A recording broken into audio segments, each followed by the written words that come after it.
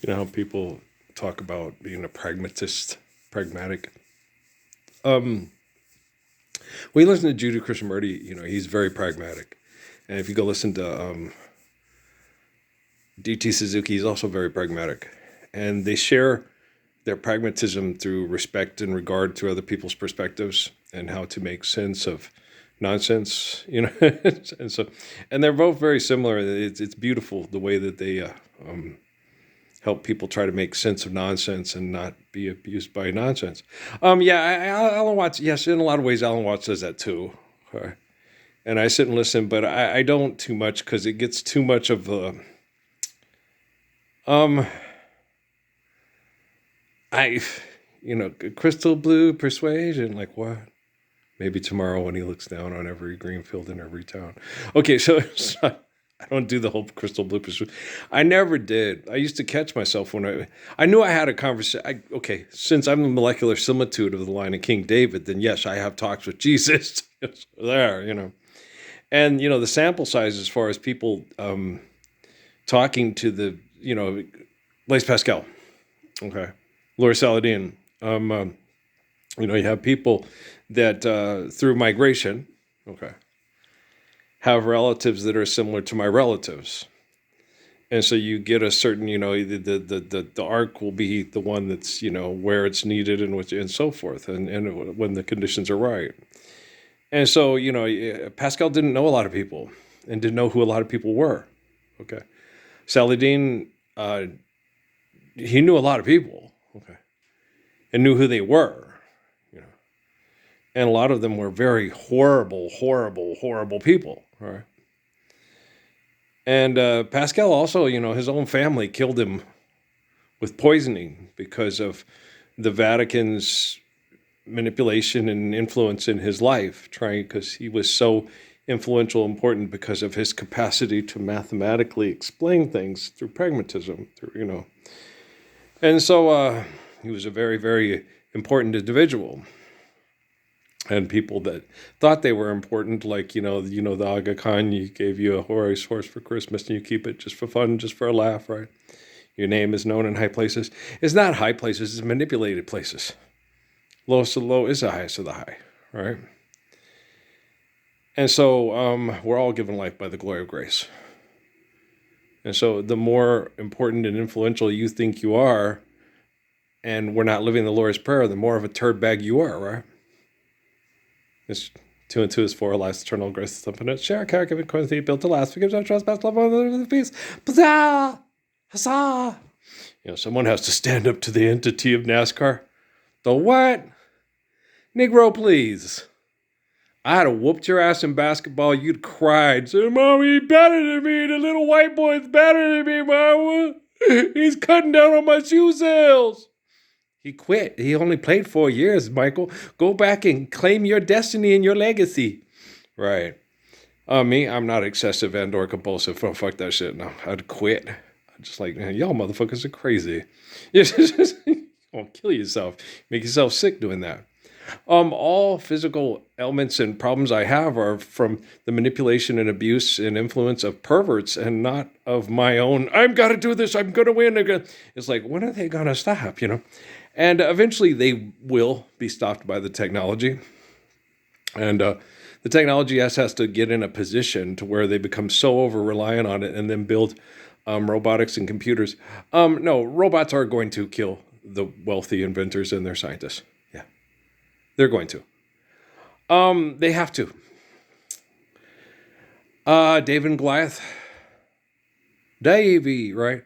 When people are given life by the infinite glory of God and someone understands and obeys the natural laws so we can all be protecting of innocence and love one another so innocence can survive, then no, the robots are going to, in order to protect innocence to survive and protect babies from perverts, it's going to have to kill them like David with Goliath.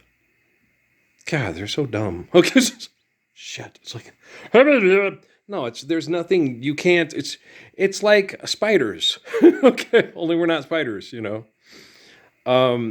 one another, devouring the male, and all that stuff, and that's instinct, right? And I understand instinct. Okay, Because when I see certain things, this guy's going to take away feeding benefits and make these people work till they're depressed and die from depression, so they won't have to pay out money for them to eat, and decrease the surplus. It's Ebenezer Scrooge, and so yeah, and you have that thing. This motherfucker just needs to die, right?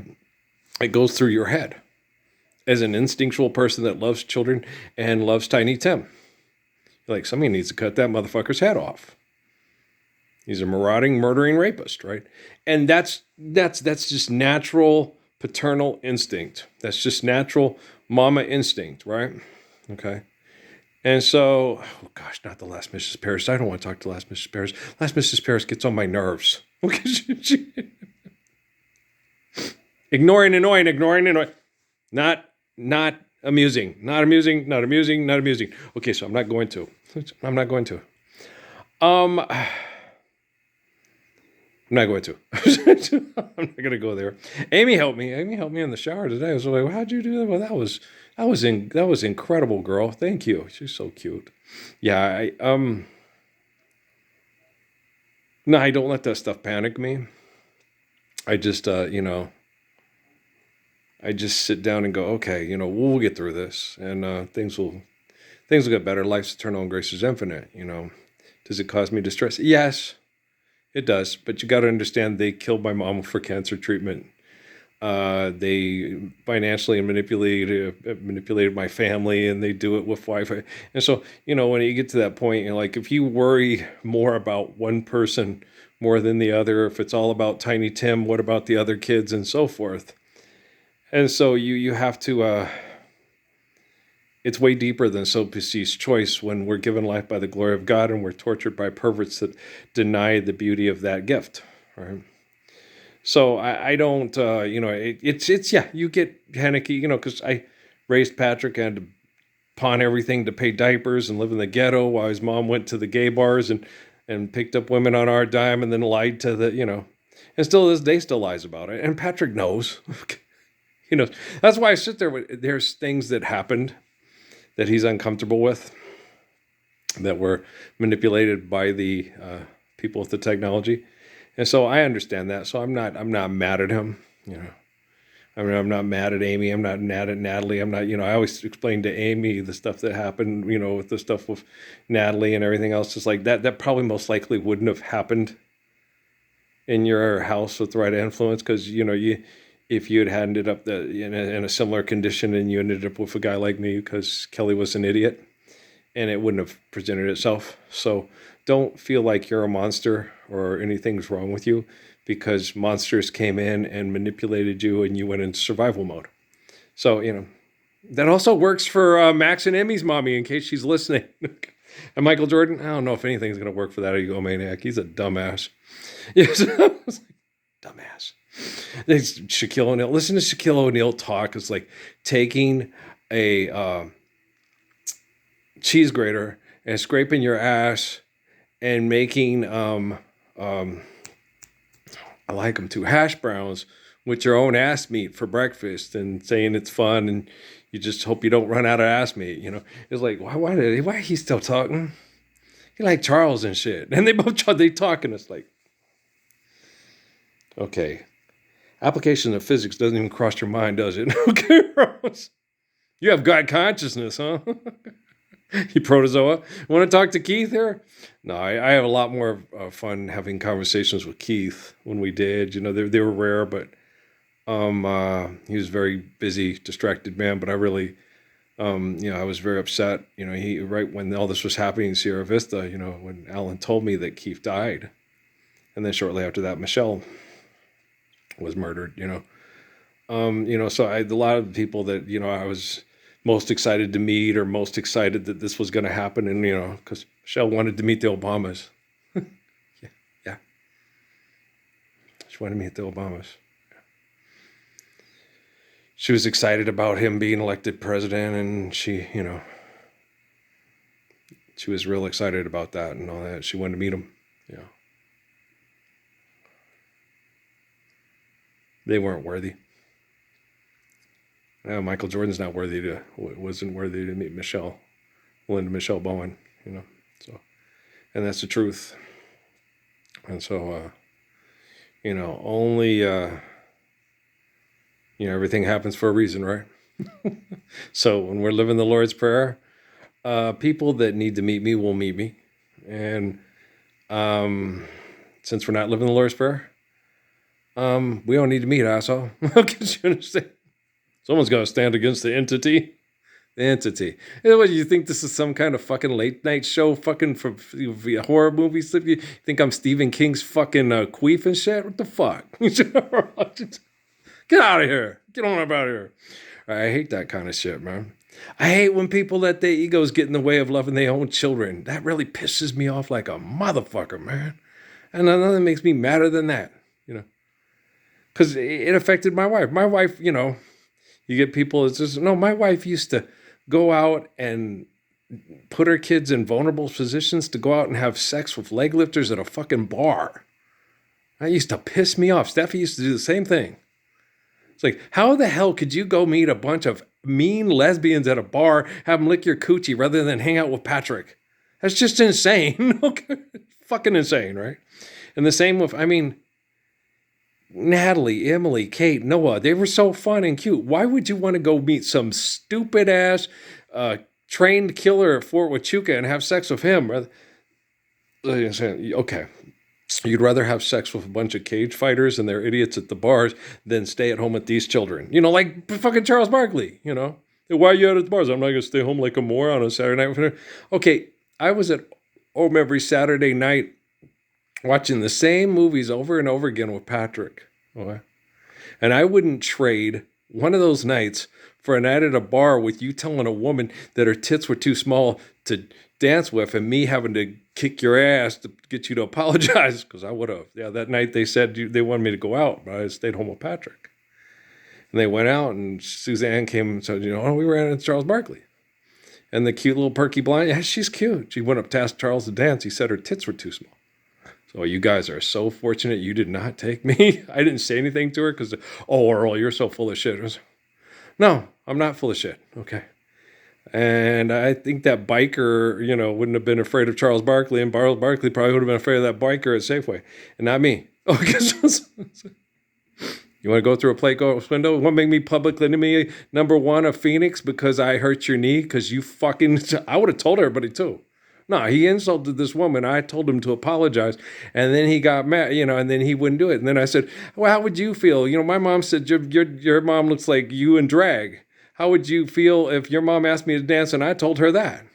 Wouldn't you want to kick my ass? Okay, well, apologize, motherfucker. Okay. Earl don't play. Okay. I'm pragmatic. Barack Obama wishes he was pragmatic. Tom Holman wishes he was a pragmatist, right? Pete Hegsmith, or whatever his name is, he wishes he was pragmatic. Harris Faulkner wishes he is pragmatic. Mr. Waters wishes he was pragmatic. Okay? The people on MSNBC wishes they was pragmatic. Tim Walsh and all those politicians in Minnesota wishes they was pragmatic. Okay? The people that are doing up to no good shit with money from Somalia to Minnesota wishes they was pragmatic. Lord's Prayer everywhere. Orale. Okay. You know what I'm saying? I'm a pragmatist. And I don't fall for all that bullshit. And they had this one yogi, there is no God, so stop praying. If you pray to the Lord, and the Lord is the focal point of stopping criminal activity through technology with money, don't listen to that motherfucker. He don't know what he's talking about. Pray. I want to get up like I tell people that are in front of your phone. I want to live the Lord's Prayer. It's perfect. I want my children and all my grandchildren, I want till the end of time to inherit the perfection of the Lord's Prayer so we can all live the faith of Psalms and Proverbs and the wisdom of Proverbs. Yeah. Prayer works. He doesn't know what he's talking about. He's a yogi who does things online with a site that makes money and accepts it for extortion and exploitation on planet Earth. You don't know what the fuck he's talking about. He's about as pragmatic as, selling yogurt to make you go poop. Some of the stuff can help with your digestive system a little bit, it's real good. And when I keep getting yelled at, okay, I got to go cut up the celery and the carrots tomorrow. Celery and carrots are excellent for your digestive system. Yes, they are. Okay. For most people. Okay. Some people don't, have different, but celery and carrots, especially the celery, it's good stuff, man. It's like colon cleanse. It's one of my favorites. I love celery. And it helps with, your gum disease. It has natural things to clean out your, yeah, it's amazingly good stuff. Celery is some of the best stuff on the planet. So if you don't like it, you should try. And if you can't, try something else, you know. And I never had that with Patrick. Patrick liked carrots and celery. Patrick liked broccoli. Patrick, you know, is a lot like his mom, you know, and liked lots of good foods. Noah was the hardest. Natalie was easy too. Natalie likes good foods too. Kate will eat a lot of good foods too. Emily, yes. Okay. Noah was like, it was almost impossible trying to get anything down that kid that was healthy. And it was so distressful. It was painful. Because you didn't want, you know, like with Patrice, don't drink. No, I'll drink whatever fucking energy drinks I want, Earl. I'll drink and smoke and eat energy drinks all I want. It's my life. Don't tell me what to fucking do. Okay. But it distresses you because you want, you know, if you mix in other stuff and cut down a little bit on the other, you'll be healthier and have a longer, healthier life. Because I love you. Okay. And but, you know, just leave me alone. Don't fucking let me have it. You think you're self-righteous and all that? Okay. It's nothing like that. It's just being pragmatic. Okay? I love you guys. All right? Peace.